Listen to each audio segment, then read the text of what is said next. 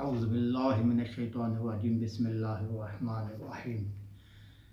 Rabbi इश्रह ली सदरी व यस्सिर ली अमरी वहलुल उक़दतम मिन लिसानी यफ़क़हू क़ौली। नाज़रीन इकराम अस्सलामु अलैकुम। आज कुछ नई दिलचस्प ख़बरों और उन पर तज़किये के साथ आपका मेज़बान मुज़म्मिल हुसैन सैयद हाज़िर खिदमत है। नाज़रीन इकराम, आज जिन टॉपिक से हम बात करना चाहेंगे, जिन टॉपिक पे बात करने जा रहे हैं, उनमें पहली खबर पाकिस्तान से मुस्लिम लीग का दूसरा बड़ा यू टर्न, कप्तान की निसफ सेंचुरी मुकम्मल, गिलगित बल्तिस्तान के आइनी हकूक़ का मामला, हुकूमत पाकिस्तान ने ईरान से तेल और अशियाए खुर्दोनोश दरामद करने का फ़ैसला, नाअहल व करप्ट अफराद के ख़िलाफ़ एक नई तलवार लटक गई, बरतरफियों का एक नया दौर शुरू होने वाला है। चीन का एक बार फिर ईरान के साथ भरपूर यकजहती का ऐलान और वबा के ख़ात्मे के हवाले से भरपूर ताअवुन की यकीन दहानी। चीन की जानिब से अमरीका को और अमरीकी हुक्काम को शट अप कॉल। ये थे नाज़रीन हमारे आज के टॉपिक, जिन पर हम कोशिश करेंगे कि हमारी बात हो, और इस हवाले से उम्मीद करता हूँ कि इंशाअल्लाह आपको मेरी मालूमात के साथ साथ जो मेरा तज़किया है वो भी आपको पसंद आएगा, और यकीनन इसमें कुछ जो है वो इजाफ़ा करेंगे। और मैं इंतज़ार करूँगा आपके कमेंट्स का कि आपकी रहनुमाई जो है या आपके जो कमेंट्स हैं वो हमारी रहनुमाई का काम करते हैं और उससे हम इस्तिफ़ादा करते हैं। तो पहली ख़बर जो है वो हम उसकी तरफ आते हैं, वो ये है कि चीन ने अमेरिका और अमेरिकी सदर को शट अप कॉल दी है। चीनी वज़ीर ख़ारजा ने कहा है कि अमेरिका जो है एक वबा के मसले पर, वबा के इशू पर जो है वो नई गेम करने से बाज रहे, और वो जो है बजाय इल्ज़ाम तराशियाँ करने के, वो जो है झूठ बोलने की बजाय वो अपने अवाम को इस मुसीबत से निकालने के लिए अमली इक़दामात करे। ये जो स्टेटमेंट वज़ीर ख़ारजा की वज़ारत ख़ारजा की जानिब से आई है, ये उस ख़बर के जवाब में, उस स्टेटमेंट के जवाब में है जो अमेरिकी सदर ट्रंप ने चीन से नुकसान के अज़ाला करने के मुतालबे के हवाले से जारी की थी। और ये कहा था कि अभी नुकसान का अज़ाला नहीं लगाया, लेकिन हम चीन को जो है जो मईशत को नुकसान पहुँचा है दुनिया के, बिलख़ुसूस अमेरिका के, उसे अज़ाला करना होगा। जिस पर जो है अमेरिकी वज़ारत ख़ारजा ने एक शट अप कॉल देते हुए ने कहा कि झूठ मत बोलो, और झूठ बोलने की बजाय जो है वायरस पर काबू पाने के लिए अमली इक़दाम करो और रिलीफ दो अपनी आवाम को।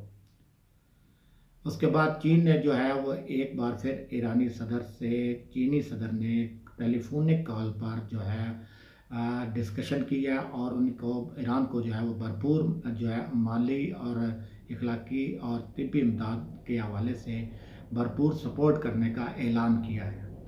और वबा के ख़ात्मे के हवाले से अपने भरपूर ताअवुन में इजाफ़ा की यकीन दहानी भी करवाई है, और इस उम्मीद का इज़हार किया है कि ईरान जल्द ही सदर रूहानी की क़ियादत में इस वबा से और इस मुसीबत से निकल आएगा। और ईरान से ही रिलेटेड जो ख़बर और पाकिस्तान से रिलेटेड ख़बर है वो ये है कि वफाकी हुकूमत ने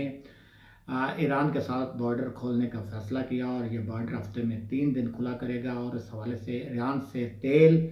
और अशियाए खुर्दोनोश जो है वो दरामद की जाएंगी,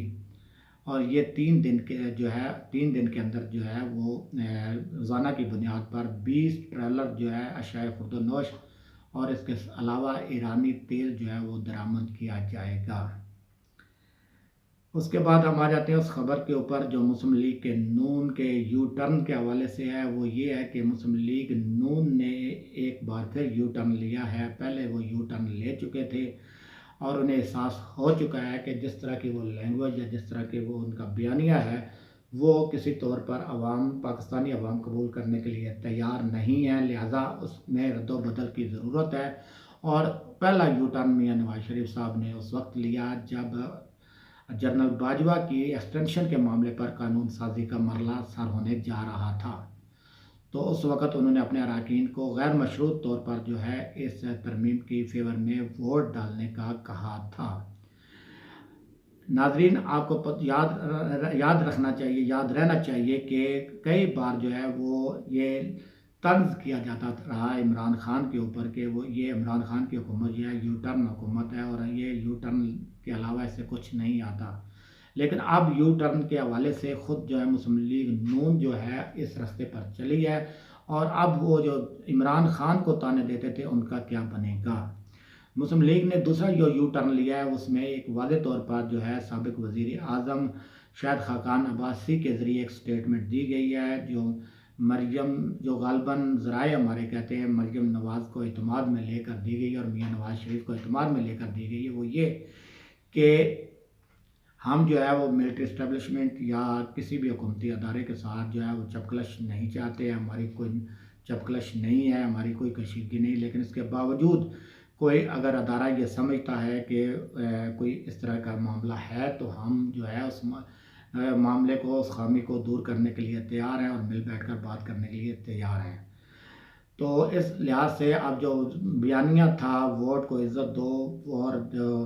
हुकूमती अदारों की और मुल्क की सलामती के ज़िम्मेदार अदारों के ख़िलाफ़ बात की जाती थी, उससे अब जो है मुस्लिम लीग नून बिलाखिर यू टर्न ले चुकी है।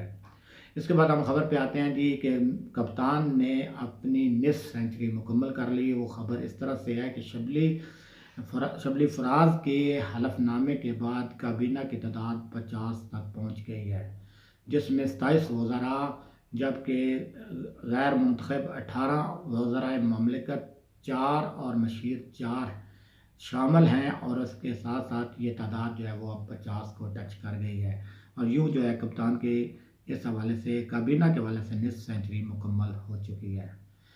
अब आ जाते हैं जी अब इस खबर के ऊपर कि नाअहलों की बरतरफियों के हवाले से और कैप्टन नासर को हुकूमत और हुकूमती अदारों से फ़ारिग करने के हवाले से। तो इस हवाले से वज़ीर आज़म इमरान खान ने एक ऐसे मसवदा कानून पर, ऐसे रूल्स और रेगुलेशन पर दस्तखत कर दिए हैं जिसके तहत जो है किसी भी सरकारी मुलाज़म को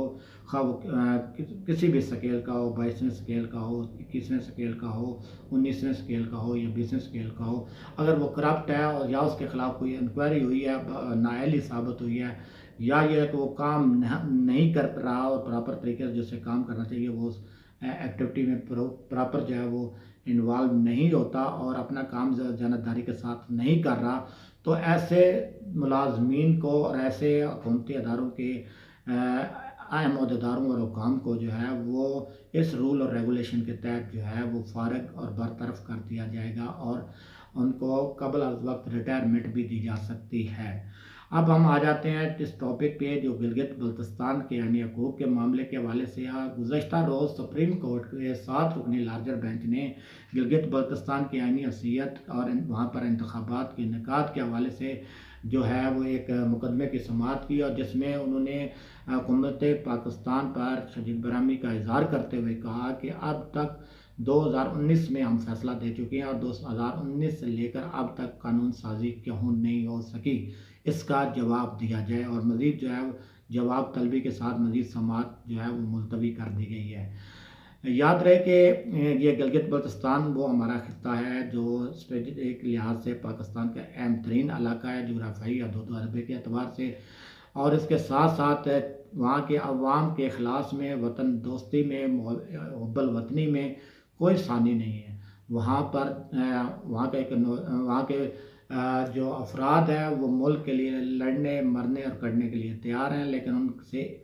उनके साथ जो ज़्यादती हो रही है, जो उन्हें हकूक़ से अब तक महरूम रखा गया है, ये सरासर ज़्यादती है और इस ज़्यादती का इज़ाला होना चाहिए।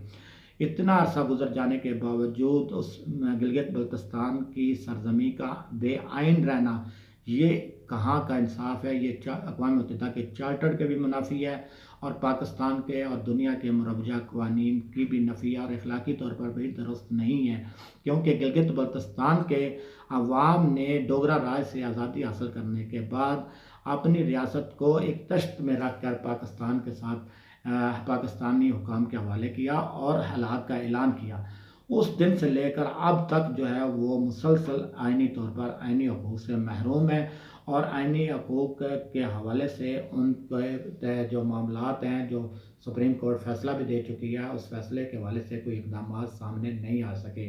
जो कि यकीनन वहाँ के गिलगित और बल्तिस्तान के अवाम के साथ सिर्फ ज़्यादती नहीं है, बल्कि ये हर उस मुहिब्बे वतन पाकिस्तानी शहरी के साथ ज़्यादती है, जो पाकिस्तान के साथ इखलास का मुज़ाहरा करते हुए अमली तौर पर जो है वो पाकिस्तान के लिए कुर्बानी देता आ रहा है और पाकिस्तानी तरक्की में अपने रोल अदा करते आए हैं और पाकिस्तान के बहुत सारे आला अदारों में अहम फ़राइज़ सर अंजाम दे चुके हैं, दादे शुजात ले चुके हैं, निशान हैदर तक का एज़ाज़ हासिल कर चुके हैं। ऐसे लोगों के साथ इस किस्म का रवैया जो है समझ से बालातर है और पाकिस्तान तहरीक इंसाफ ये तवक्को की जाती है कम अज़ कम वो इस मसले को ज़रूर तरजीही बुनियादों पर हल करेगी। इन्हीं चंद ख़बरों के साथ और एक मुख्तसर जायज़े के साथ आपका मेज़बान आपसे इजाज़त चाहता है। कल नई ख़बरों और नई तफ़सीलात के साथ, नए जायज़ों के साथ इंशाअल्लाह दोबारा आपकी खिदमत में हाज़िर होंगे। उस वक़्त तक के लिए इजाज़त दीजिए। अल्लाह हाफ़िज़।